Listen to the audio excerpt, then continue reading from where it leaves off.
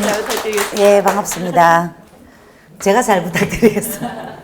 이렇게 제가 혹시 이렇게 하면서 사투리 쓸 수도 있겠죠? 예, 좀 쓰기도 할 거고, 아마 제가 여러분들 앞에 이렇게 뭐 사투리도 쓰고, 뭐 나이도 또 조금 있는 아줌마가 이렇게 여러분들 앞에 이렇게 강의를 할 수 있는 거는 제가 그 중개업 경력이 지금 한 16년 정도 돼요. 그리고 이 중개업에 대한 마케팅만 그냥 보고 있어요. 한 5, 6년 동안. 물론 처음에는 그냥 네이버 블로그를 하다 보니까 이걸 타고 손님이 들어오네? 야, 신기하다. 이러면서 그냥 공부를 하게 되었고, 작년에는 이제 그 인터넷 그 중개업과 관련된 인터넷 마케팅을 해서 제가 이제 논문을 쓰고, 그러니까 많은 분들한테 설문조사를 해서 이제 또 그런 부분도 있고 해서 아마 여러분들 앞에 이렇게 쓴 것 같습니다. 저는 뭐 컴퓨터 기기를 정말 잘 만진다 이런 것도 아니고요. 그냥 여러분들한테 꼭 필요한 것만 사실은 9시간이잖아요. 이게 그렇게 길지가 않아요, 해보면. 제가 부산에서 수업을 하면 한 달 4주 강의 하거든요. 오늘 첫째 시간에 하는 컴퓨터 기초 있잖아요. 기초도 거의 안 하고 블로그만 가지고 4주를 해도 어떨 때는 안 되더라고요. 또 이제 지금하고 여러분들하고 조금 다른 게 뭐냐 하면 이제 거기는 노트북을 들고 왔어요. 한 20명 정도만 받아서 제가 할 수 있는 이렇게 손 안에 들어올 수 있는 분들만 제가 이렇게 노트북을 들고 하기 때문에 하나하나 이렇게 다 이렇게 알려주고 그렇기 때문에 한 4주를 해도 다 못 맞춰요.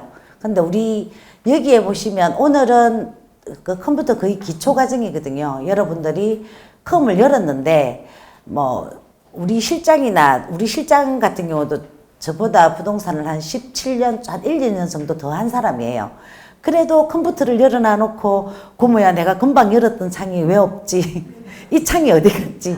자기가 열어놔 놓고 우리가 그런 게 있잖아요. 나중에 제가 설명드릴 건데 이 탭 개념하고 창 개념 자체가 이해가 안 되시는 거예요. 그러니까 분명히 어디에 열어놨는데 그 밑에를 이렇게 찾아보면 진짜 우리 부산말로 한거 걸려 있어요. 뭐가 뭔지 막 또 클릭하고 또 클릭하고 해서 전부 다 새 창만 다 열어놓은 거예요. 그래서 그런 부분들의 어떤 오류라든지 이런 부분들부터 시작해서 다음 주는 이제 블로그죠. 왜 블로그만 하느냐? 네, 제가 유튜브도 지금 배우고 있는 중이에요. 유튜브 만들고 할 수는 있어요. 유튜브 만드는 거 뭐 배워주세요 하면 알려줄 수는 있는데 제가 유튜브를 배우고 이렇게 해보니까 더 중요한 거는 이 구독자를 늘리는 어떤 기획 같은 거 있잖아요.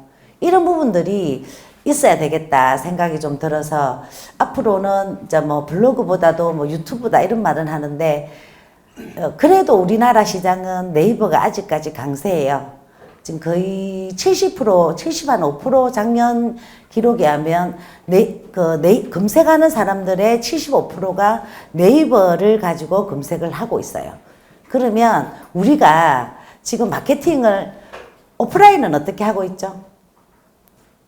제일 많이 하시는 게 부동산 같은 경우 가장 많은 곳은 우리가 도로변에 유동인구가 많은 곳에는 뭘 붙이죠? POP 붙이잖아요. 예, 예. 그 저희 동네도 이제 그런 게 있었어요. 이렇게 모임이 있잖아요. 우리 동네는 엄궁동이 되다 보니까 그 엄지회라 해서 공인중개사 모임이 있어요. 요 모임이 의미하는 거는 뭐냐 하면 이제 우리끼리 잘 하자 이거니까 누군가가 들어오면 못하게 하자라는 뜻도 있겠죠.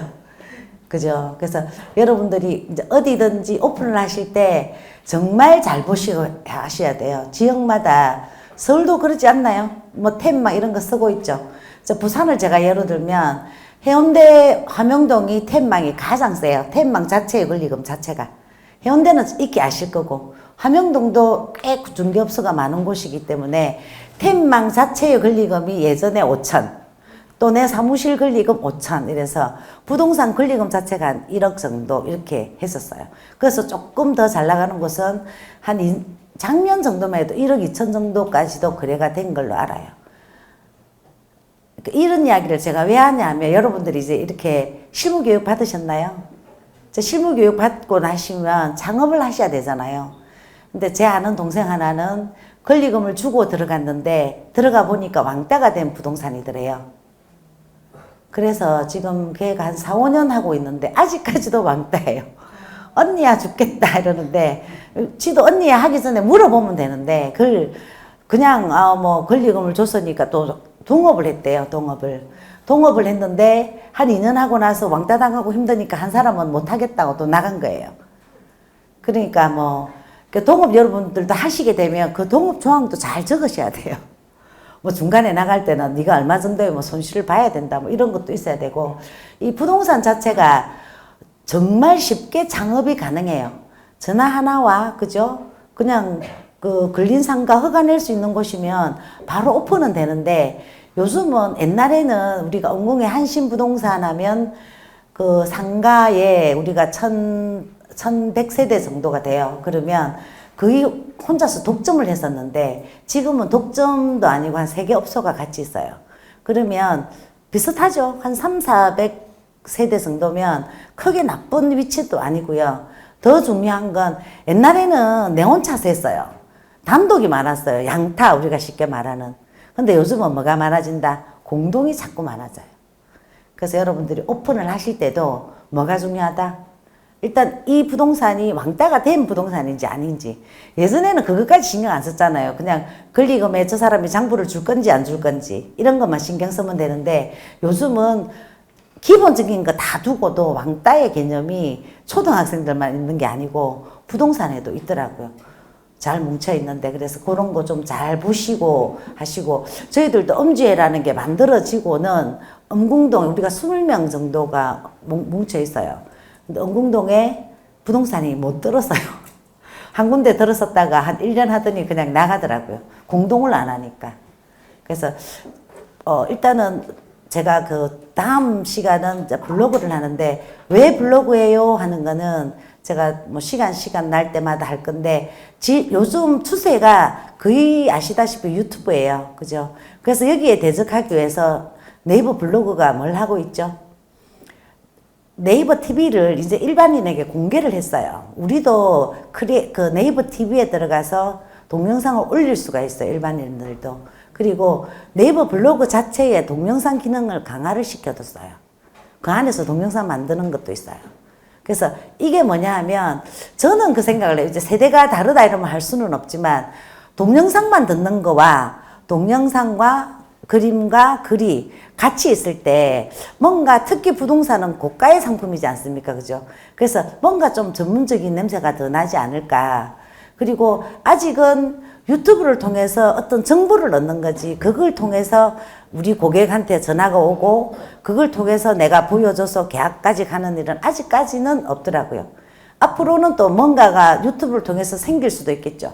지금은 부동산 업계 쪽도 유튜브를 해야 된다 마케팅 하시는 분들은 그런 이야기를 하는데 사실 여러분들이 블로그를 한번 해보세요. 어떤 일이 있냐면 블로그에도 내 물건만 자꾸 올리면 손님이 별로 안 와요.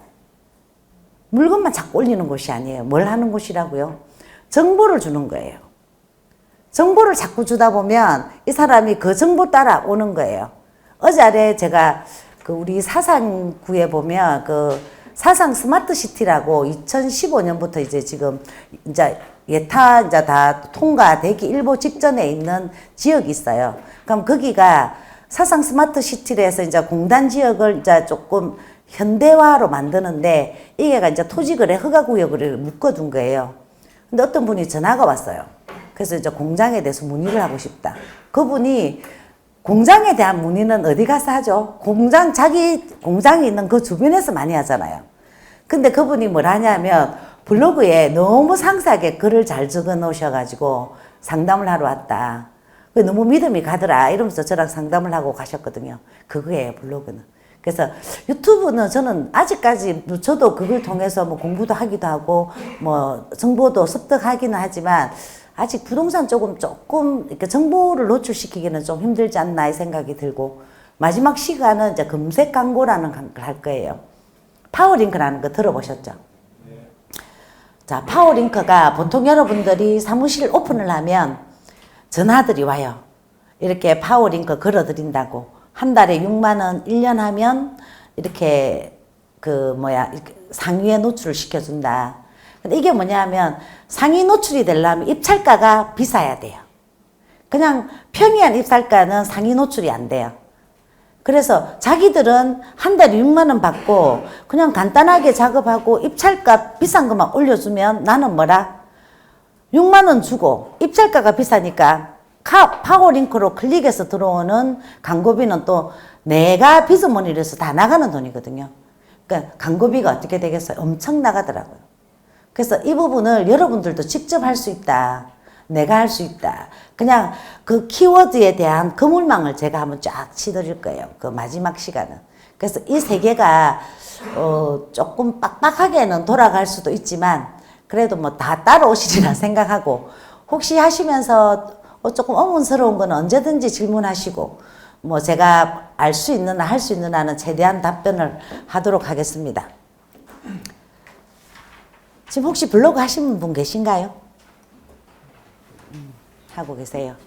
조회수가 얼마나, 유입수가 얼마나 되시는가요? 안 봐주셨어요? 인자시장, 예, 예. 그 이야기를 하세요. 어떤 우리 사상구에 원룸 하시는 분이, 자기 요즘 너무 사람이 없대. 그 직방 이런 데 광고비가 150에서 200만 원 든대요. 그거는 낮은 거래요.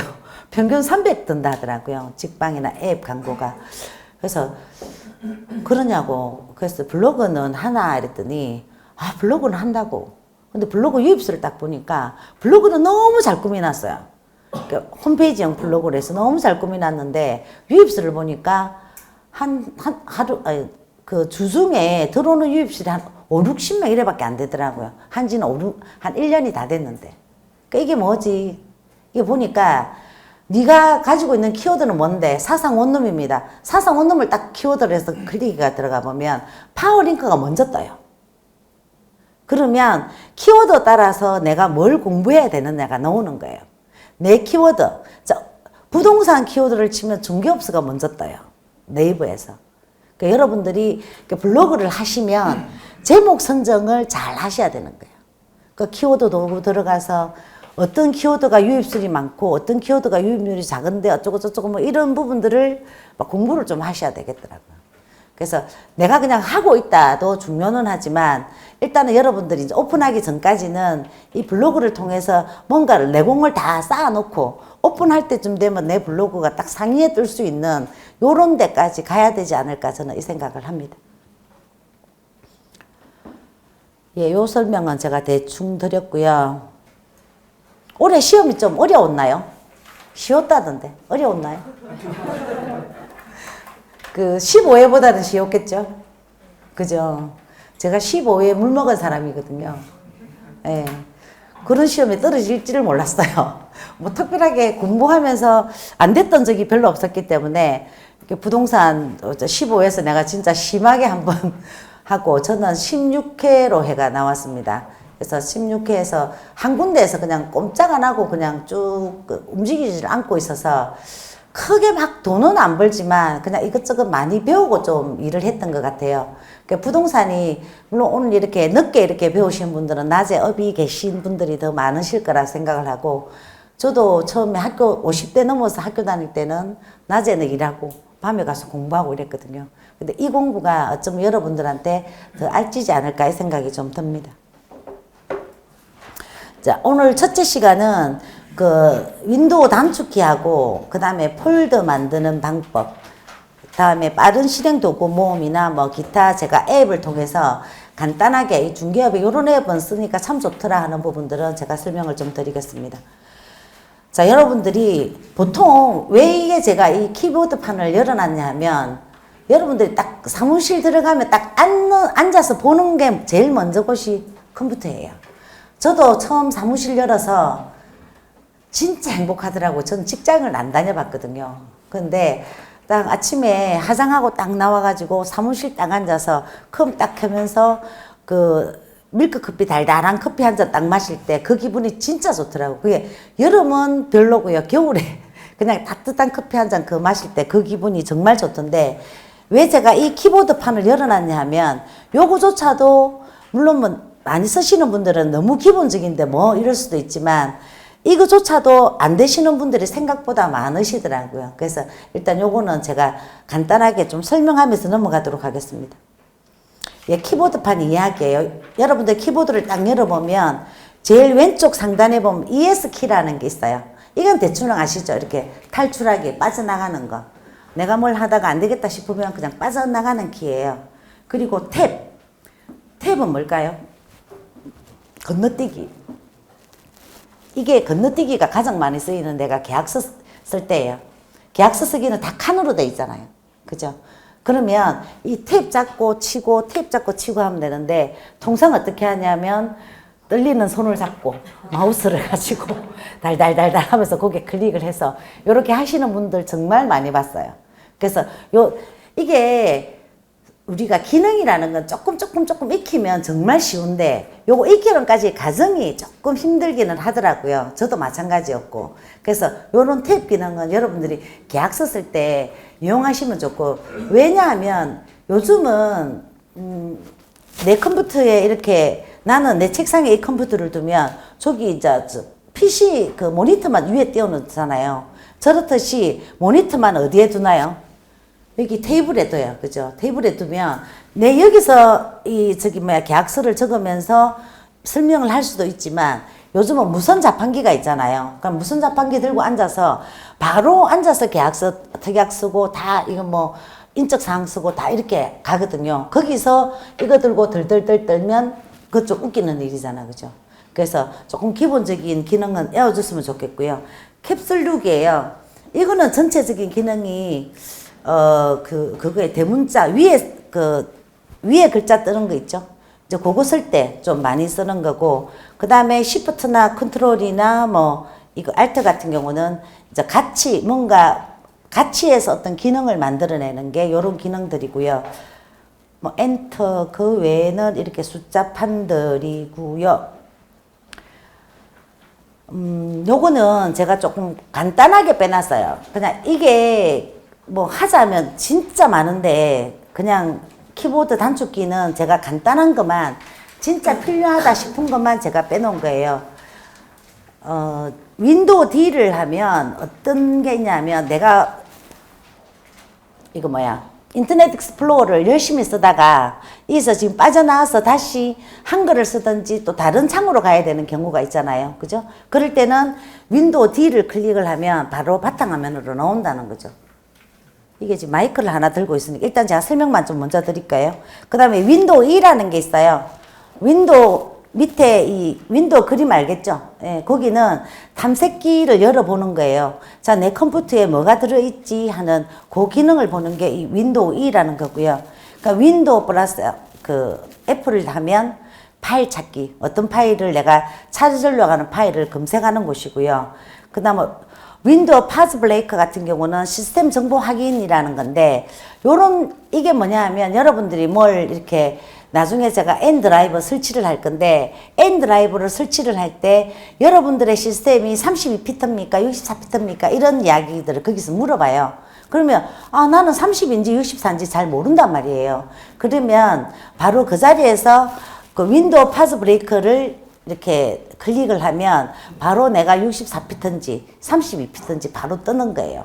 그렇게 해서 설치를 하라 하는 거고, 그 다음 윈도우 P라는 게 있어요. P는 모니터를 2개를 쓸 수 있는 기능을 하는 거예요. 모니터 2개. 좀 덥다, 그죠? 안 더워요? 제가 말을 하다 보니까 생각보다 덥네. 요 기능이고요. 다음은 키보드 단축키인데, 자, 요거는 제가 윈도우를 좀 보면서 하겠습니다. 자, 우리가 네이버를 쓰다가 뭐 다음을 가겠다 하면 여기서 그냥 다음을 클릭해서 우리가 들어가기도 하지만, 여기서 새 창을 띄울 때 통상 보면 여기서 띄우는 건 새 탭이라고 그래요. 바로 옆에 띄우는 거. 그죠? 그런데 내가 새로운 창을 띄운단 말이에요. 새로운 창을 띄울 때는 새롭게 하나가 뜨는 거예요. 그러면 지금 내가 창이 몇 개죠? 2개의 창이 움직이는 거잖아요. 그죠? 요런 게 새 창과 새 탭의 그 다른 점이에요. 요게 자주 쓰시다 보면 항상 우리가 이렇게 마우스가 편하다 보니까 이렇게 가는 경우가 더 많은데 이게 디지털 건망증이 많이 생기는 원인 중에 하나라고 그러더라고요. 내가 내 머리를 안 쓰는 거예요. 옛날에 노래방에 나올 때 제가 어떤 생각을 했냐면 이제 노래를 안 외워도 되잖아요. 옛날에는 우리가 별밤 들으면서 노래 가사를 막 적어가면서 노래 가사를 막 외웠거든요.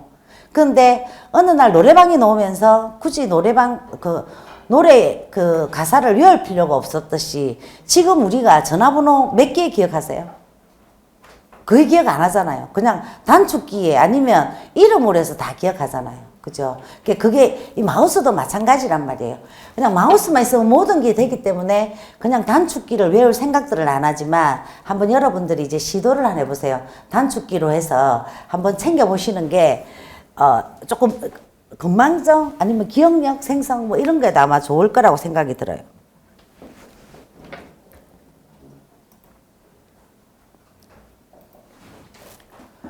예, 그리고 컨트롤 C, V, A, P 이런 부분들은 아마 여러분들이 잘 아는 걸 거고요. 그 다음 Alt 탭 같은 경우에 창간 전환 같은 게 아까 제가 탭을 여러 개 열었잖아요. 그죠? 탭 여러 거 열었죠. 플러스 해서. 예. 그 여러 개 창간 전환을 Alt 탭 하면 옆에 있는 이거 창으로 가는 거예요. 내가 네이버 열었다, 다음 열었다, 뭐 또 다음에는 뭐 한국 공인중개사 협회를 열었다면 네이버 뭐 이렇게 다음 이런 식으로 탭 열어가면서 간다. 그거고요. 이제는 이제 폴더에 대해서 좀 설명을 드리겠습니다. 우리 부산에 진짜 블로그를 통해 가지고 몇천을 버는 애가 하나 있거든요. 걔는 걔를 해서 죄송한데 어쩌다 보니까 제 제자예요. 학교 가서도 내 제자고 블로그로도 내 제자고 이런데 걔가 어제 뭐 교수님 이게 뭐 안 되고 해서 제가 집에 우리가 사흘 연휴를 해서 그의 있니 싶어서 내가 걔 사무실을 가서 네가 뭔데 싶어서 한번 갔던 적이 있었어요. 블로그는 너무 잘하고 막 하는데 중요한 거는 제가 가니까 여기가 정신이 없는 거예요. 전부 다 깔아놓은 거야. 이거 어떻게 하냐. 나는 보면 이게 찾지를 못해냈겠더라고요. 찾지를.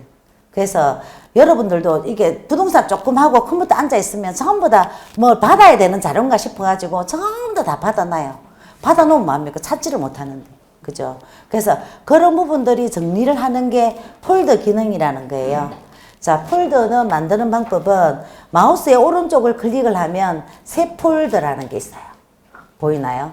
예. 새 폴더 클릭을 하면 어디 왔어? 여기 있죠. 나무 발발이라고 뜨죠. 먼저 이게 대한 이름을 하나 만들어 놓는 거예요. 내가 만약에 수업 자료를 할 거다 하면 영어네. 이게 또 영어고 왜?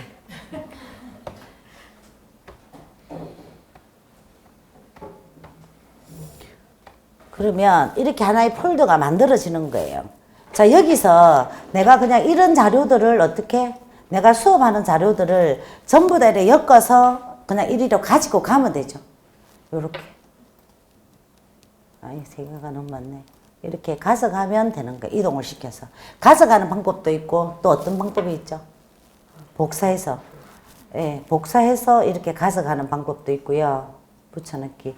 아니면 잘라넣기 해서 또 가져가는 방법이 있고요. 이렇게 세 가지 방법으로 할 수 있어요. 저는 거의 보면 좀 복사해서 가져가요. 불안해서. 혹시 날아갈까 싶어서. 그리고 이 컴퓨터도 못 믿어가지고 제 개인 하드웨어 또 하나 들고 다니 10만 원짜리 사서 거기에다가 또 여기에 저장한 걸 여기다 놓고 그것도 불안해서 들 때는 내 메일로도 갖다 놔놓고 그렇게 해요. 그래서 이게 자료들이 막 여기저기 막 좀 중복되는 듯 해도 나중에 보면 그게 하나로 모이기도 하거든요. 그래서 여러분들도 요렇게 하나로 요 파일 하나를 만들어서 정리하는 습관 이게 나중에 이 네이버 클라우드에 들어가 보시면 아마 여러분들이 정말 해야겠다 이 폴더 정리를 그런 생각이 좀 드실 거예요. 요렇게 폴더 정리하시는 거고요. 또 하나가 뭐냐 하면 이제 빠른 실행 코드를 한번 만들어 보는 거예요. 자, 내가 그냥 보통 보면 어떻게 하냐면 빠른 실행 코드는 여러분들 이 밑에 칸에 줄에 그냥 내가 많이 쓰는 걸 여기에 우리가 그 넣어놓고 있잖아요. 그죠? 요렇게 하는 경우도 있고 아니면 바로 가기 키를 만들어 가지고 바로 내가 마우스 없이 바로 가는 경우도 있어요. 자, 그걸 어떻게 만드느냐 하면 아마 저기 있지 싶은데 이게 바로 가기 키가 만들어지는 아이콘이 있고요. 안 만들어지는 아이콘도 있더라고요. 여기서 오른쪽 마우스를 클릭하면 너무 조용해요. 좀 웃어도 되는데. 내 말이 좀 빨라요? 괜찮아요? 예. 빠르면 빠르다고 말해주세요. 지금 떨고 있어서 그래요. 예. 여기 바로가기 키라는 게 있죠. 그죠? 바로가기 키라는, 이게 클릭해서 들어가 보면 바로가기가 되는 아이콘은 여기에 바로가기가 떠요. 그게 뜨면 여기 밑에 보면 바로가기 키라는 게 있잖아요. 여기는 지금 설정을 안 해둔 거고요. 자, 포토스케이프 같은 경우는 첫 시작하는 게 P잖아요. 그러면 P로 클릭을 하면 컨트롤 Alt P만 내가 클릭하면 포토스케이프를 실행을 시킬 수 있다는 거예요. 확인. 자, 보통 우리가 들어갈 때 이게 그 바로가기 키를 안 쓰면 이게 지금 여기 보면 바로가기 바탕화면으로 바로 보내는 거라서 되지만 혹시나 바탕화면으로 나와 있지 않던지 뭔가 너무 많이 깔려가지고 이 아이콘을 찾기 힘들 때는 이 바로가기 키가 엄청나게 유용하게 써요. 이게 어떻게 하냐면 컨트롤 Alt P 이러면 바로 포토스케이프가 뜨죠. 그 다음에 그러니까 내가 하고 싶은 거 또 여기 보면 요거는 제가 내려두고요. 크롬도 되더라고요. 자, 크롬을 띄울 때도 바로가기 키를 클릭할 수가 있어요. 이것도 컨트롤 Alt, 내가 크롬을 C로 해놨다면 컨트롤 Alt C 하면 바로 크롬이 뜨는 거예요. 그죠? 요렇게, 요런 기능들이 어떻게 한다? 내 생활을 빠르게 해요. 하루가 24시간인데 내가 자고 뭐 이리 다 빼고 나면 내가 진짜 뭘 할 수 있는 시간은 제가 볼 때는 대여섯 시간도 어떨 때는 잘 안 되는 것 같더라고요.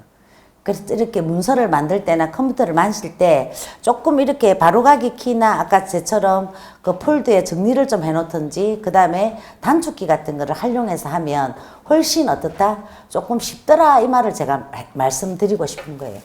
기본적인 거는 제가 그 책에 다 들어와 있죠. 책에 제가 바로가기 키에 만드는 거 아마 적어놨을 거예요. 네.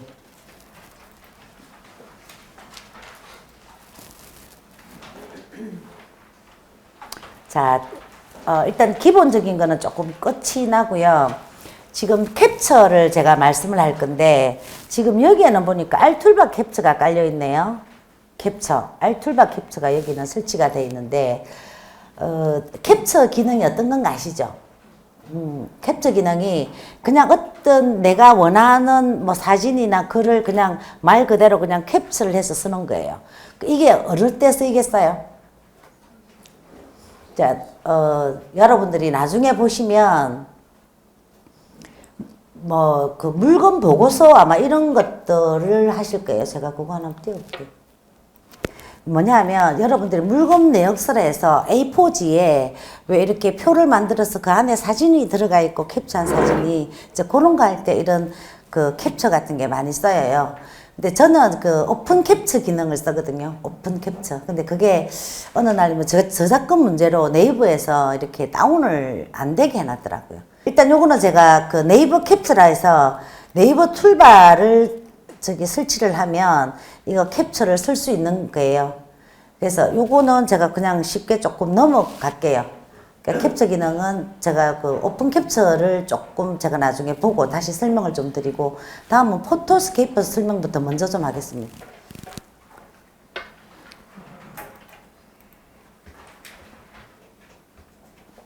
포토스케이프.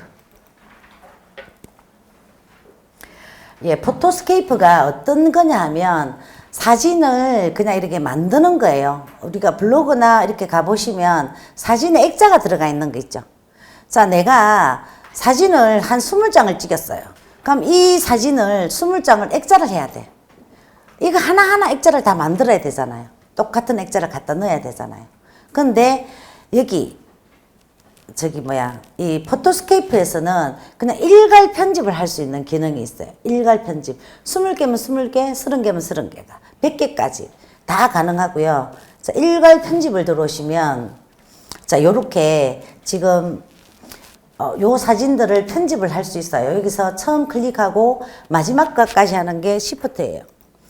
자, 요 기능 제가 좀 설명을 드릴게요. 사진을 첫 번째 사진, 세 번째 사진, 뭐 다섯 번째 사진, 일곱 번째 사진. 이렇게 나는 액자를 넣고 싶어. 이런 경우도 있고, 아니면 처음 사진부터 시작해서 아홉 번째 사진, 여덟 번째 사진까지 전부 다를 액자를 만들고 싶어. 이 두 가지의 뭐 일이 있을 수 있잖아. 그죠? 전부 다를 할 때는 사진 하나를 클릭하고 플러스 뭐라고요? 시프트. 그죠? 첫 사진 플러스 시프트 플러스 마지막 사진. 그죠? 그 다음에 하나씩 할 때는 컨트롤을 하는 거예요. 1번 컨트롤, 3번 컨트롤, 5번 컨트롤 이래서 가지고 들어가는 거예요. 이해하시겠죠? 그러니까 이거는 제가 전부 다 클릭해서 가겠습니다. 자, 이게 제가 하는 방법 좀 설명드리면, 이 사진을 이쪽으로 쫙 오른쪽으로 다 끌어들이면 요렇게 사진이 돼요. 그럼 요 지금 8개 사진을 모두 다 내가 뭐 한다? 액자를 만들든지 여기다가 썸네일을 만드는 거예요.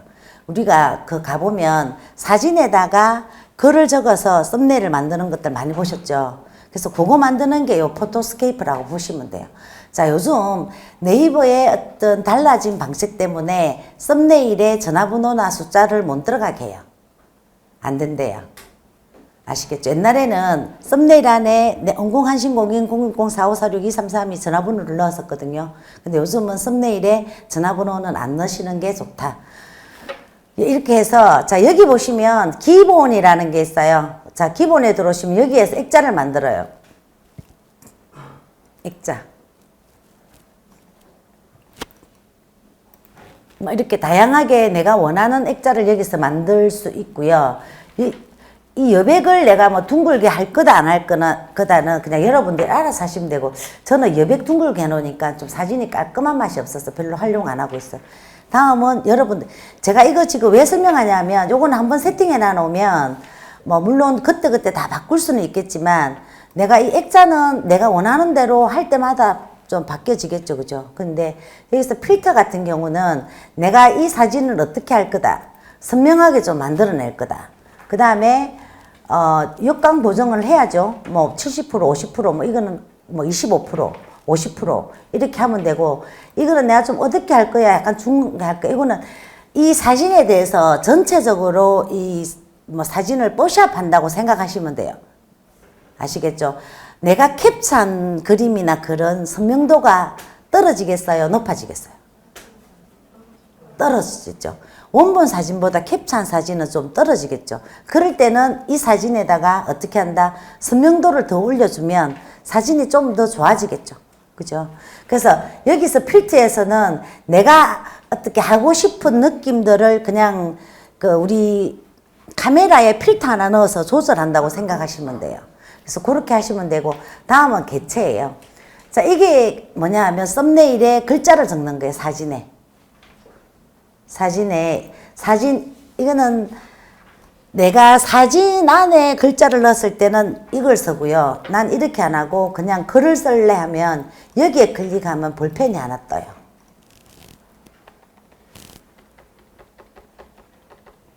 자, 여기서 뭐 글자 크기 여러분들이 그냥 만드시면 되고요.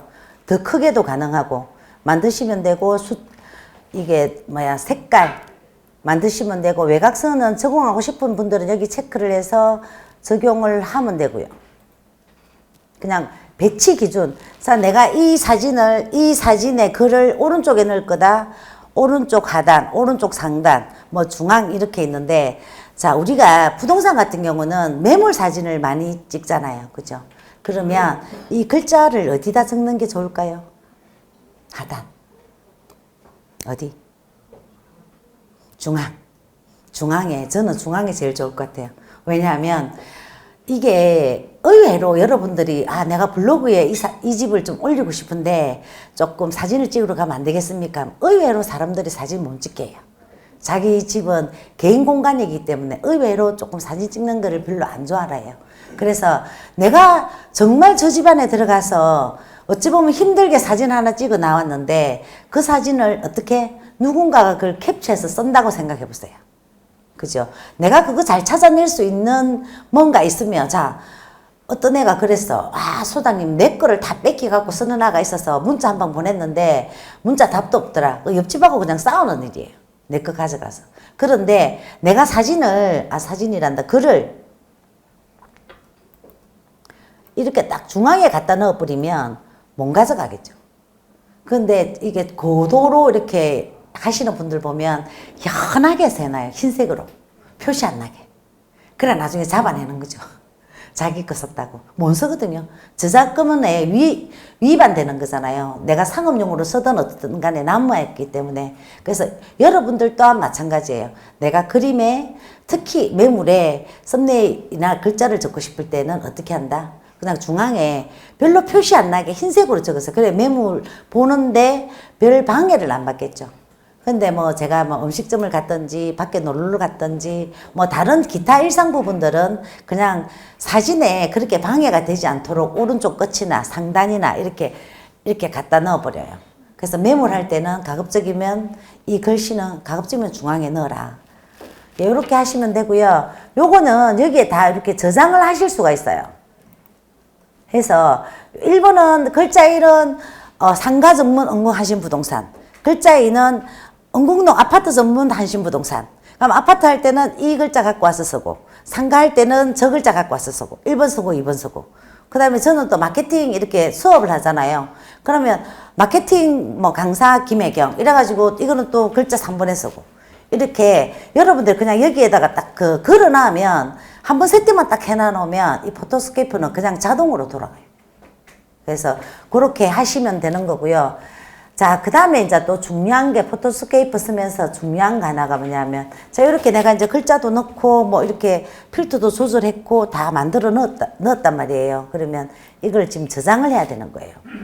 자, 저장을 하는데, 자, 여기에 저장 위치를 한번 보세요. 이거 못 찾으신 분들 생각보다 꽤 있어요. 위치 보면, 변환된 사진을 첫 번째 사진 아래에 아웃풋 폴더를 만들어서 저장합니다. 이래 놨어요. 자, 내가 어떤 사진을, 자, 요거는 제가 설명을 다시 한번 해볼게요. 자, 한번 보세요. 내가 다시 끄고 들어왔는데, 이게 지금 글자는 그대로 돼 있죠.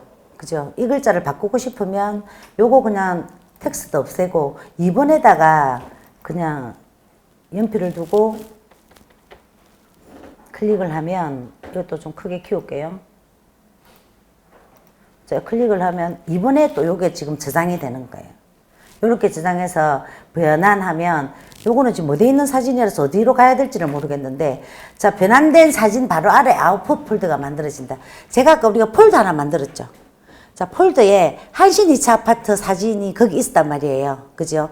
그럼 한신 2차 아파트 폴더 안에 요 사진 10개를 포토스케이프를 돌리면 요 아웃풋이라는 이 폴더 안에 아웃풋이라는 폴더가 하나 더 생긴다는 말이에요. 이해하시겠나요? 조금 안 되죠? 이거 일단 저장해봐요. 어디로 가는지. 어디로 가는지 제가 한번 해볼게요. 이 사진이 어디서 나왔는가를 모르겠네. 여기는 안 보인다, 그죠? 요거는 제가 다음 시간에 사진 좀 내려놨다가 다시 좀 한번 보여드릴게요. 에임 클라우드, 제가 그러면 잠시 5분만 쉬고 요거 조금 더 세팅을 해서 다시 할게요.